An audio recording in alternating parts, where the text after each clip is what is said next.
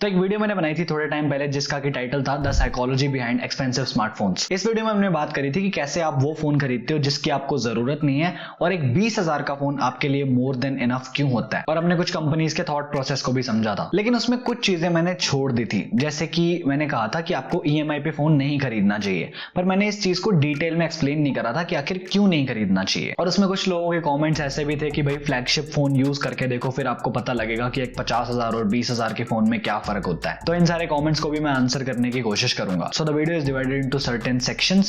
Let's start of with the section number 1। अब last video में ऐसे ही कुछ कमेंट्स थे कि आप कह रहे हो कि भाई महंगे फोन्स मत लो क्योंकि आपकी जरूरत तो 20,000 पे खत्म हो जाती है, लेकिन शौक भी कोई चीज होती है। ऐसे मन मार के रहेंगे तो शौक कैसे पूरे होंगे? ओके, सो अब मैं इनका जवाब देता हूं और थोड़े शौक पूरे करते हैं। सो लेट्स सपोज आप एक 20,000 का फोन अफोर्ड कर सकते हो। इससे आगे जैसे ही आप जाते हो तो आपका बजट हिल जाता है। एक दिन क्या होता है, आपका एक 50,000 रुपए का फोन लेने का मन करता है। मन तो क्या करता है, एक नया शौक जागता है कि हाँ भाई मैं भी 50,000 का फोन लूंगा। क्यों लूंगा, कैसे लूंगा, उस सब को छोड़ो, बस 50,000 का फोन लूंगा। लेकिन फिर इन भैया को याद आता है कि भाई मेरा बजट तो 20,000 रुपए का ही था, मैं 50,000 का फोन ले ही नहीं सकता। अब मैं आपको एक क्रूशियल पॉइंट बताता हूँ। अब भैया क्या करेंगे, भैया 3-4 महीने का वेट करेंगे।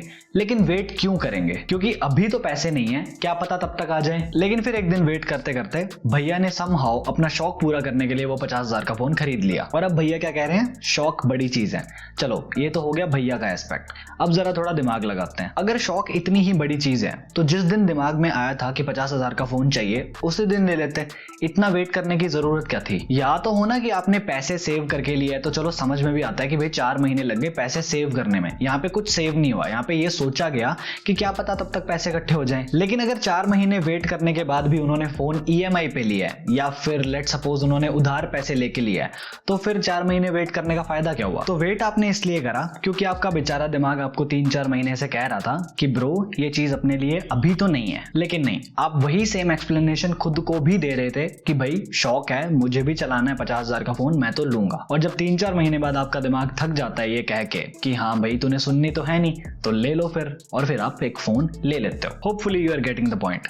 मतलब कि आपको खुद पता है, लेकिन सिर्फ वो कुछ दिनों के फील के लिए भैया आप पैसे उधार लेते हैं या फिर ईएमआई पे फोन लेते हैं। क्यों? क्योंकि शौक बड़ी चीज है। तो अब ऐसे केस में करें क्या? सिंपल सी चीज है, शौक तो अंदर रखो लेकिन साइमल्टेनियसली अपना दिमाग भी यूज करो और पेशेंस रखो। जैसे कि पहली चीज तो पैसे सेव करो, यानी कि जब तक आपके पास 50,000 रुपए इकट्ठे नहीं होते तब तक आप फोन मत लो, सब्र रखो। क्योंकि अगर आप कोई चीज डेट में आके लोगे ना तो उसके बाद आपको शुरू में तो भले ही वो फीलिंग अच्छी देगी कि हाँ मेरे पास एक नई चीज आई है, लेकिन जैसे ही उस नई चीज की फील खत्म होगी वो डेट आपको परेशान करेगा। बाकी जिनके पास पैसे हैं उनके लिए तो ये सब चीजें हैं ही नहीं, उनका जहां मन करता है वो वहां पैसे इन्वेस्ट कर दें, कोई फर्क नहीं पड़ता। अब शायद आपको ये चीज क्लियर हो गई है कि हाँ शौक बड़ी चीज है, लेकिन शौक को एक डिसिप्लिन के साथ पूरा करा जाता है, ना कि बेवकूफी के साथ। इसके बाद हम बात करते हैं इक्वेटेड मंथली इंस्टॉलमेंट्स की, यानी कि ईएमआई की। सबसे पहली चीज मैंने आपको पिछले पार्ट में भी समझाई थी और अब मैं दोबारा कह रहा हूं, पैसे सेव करके चीजें लेनी है, ईएमआई पे चीजें लेनी नहीं है। क्योंकि अगर आपने पैसे सेव नहीं करे तो एक बार आप वो चीज ले लोगे लेकिन बाद में वो आपको परेशान करती रहेगी, आपके लिए मुसीबत बन जाएगी। पर चलो फिर भी देखते हैं कि एक स्मार्टफोन को ईएमआई पे लेना कितना का सही डिसीजन होता है। इसमें ये चीज मैटर नहीं करती आपके पास पैसे हैं या आपके पास पैसे नहीं है, ये चीज बिल्कुल मैटर नहीं करती।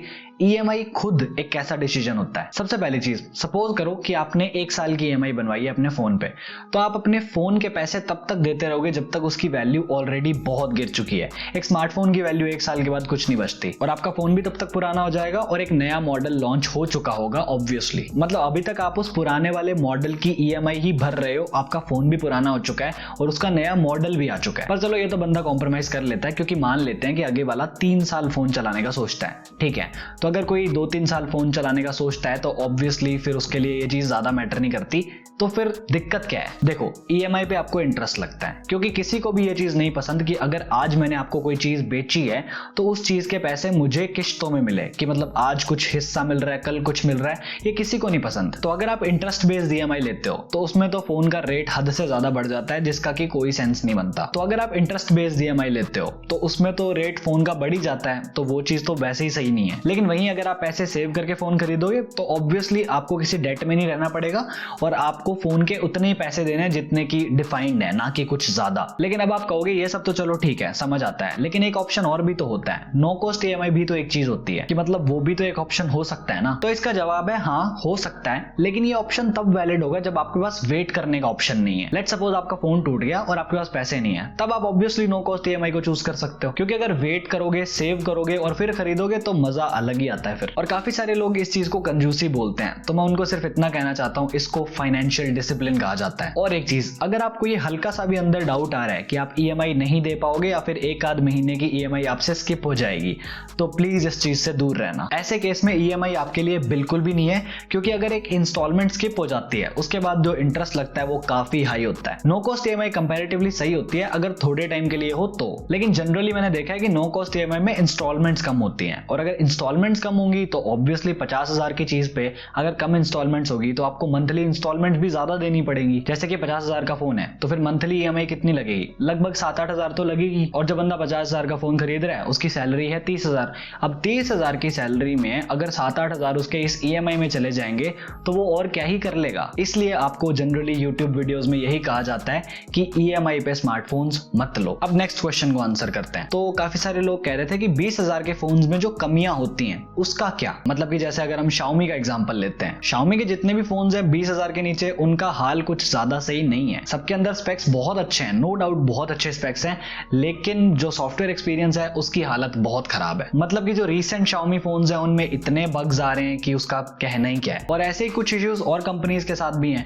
बाकी तो चलो एड्स तो हर एक बजट फोन में आने लगी गई हैं, कुछ कंपनीज को छोड़ के सारी कंपनीज एड्स तो देती हैं। और फ्लैगशिप का तो एक्सपीरियंस भी काफी प्रीमियम होता है, ना कोई एड्स, ना कोई ब्लोटवेयर, ना कोई नैगवेयर, कुछ नहीं होता। ओके, सो इस चीज में कोई डाउट नहीं है कि अगर आप एक फ्लैगशिप के ऊपर इतने पैसे लगाते हो तो वो उस चीज को डिलीवर भी करता है, आपको एक्सपीरियंस वैसा मिलता है। लेकिन ये एक्सपीरियंस की बातें उन पे अप्लाई होती हैं जिन पे इतने पैसे हों कि वो एक्सपीरियंस की बात कर सके। लोगों को एक अच्छा फोन चाहिए होता है जो कि अगर अच्छा चल रहा है तो बात खत्म हो जाती है। लोगों को ये लगता है कि थोड़े बहुत बग्स तो हर फोन में होते हैं, क्योंकि मैक्सिमम इंडियन ऑडियंस ने अभी तक एक फ्लैगशिप फोन को एक्सपीरियंस ही नहीं करा, तो उनके लिए एक नया फोन होता है, वो उसको किसी 1 लाख के फोन के साथ कंपेयर ही नहीं करते। इसलिए आपने बहुत ज्यादा लोगों से ये चीज सुनी होगी कि 1 लाख का फोन लेने का फायदा क्या है, कॉल तो 15,000 वाला भी कर देगा। तो इस चीज को बताने का मेरा पर्पस ये था कि अगर आप पैसे सेव करके उस एक्सपीरियंस को एंजॉय करना चाहते हो तो जरूर करो, क्योंकि वो बना है एंजॉय करने के लिए। लास्ट वीडियो में भी मेरा कहने का मतलब कुछ ऐसा ही था, लेकिन शायद वो चीज सही से डिलीवर नहीं हो पाई, इसलिए अब मैं आपको कुछ चीजें क्लियर कर रहा हूं। अगर आपको एक एक्सपेंसिव स्मार्टफोन खरीदना है जो कि आपके बजट से बाहर है,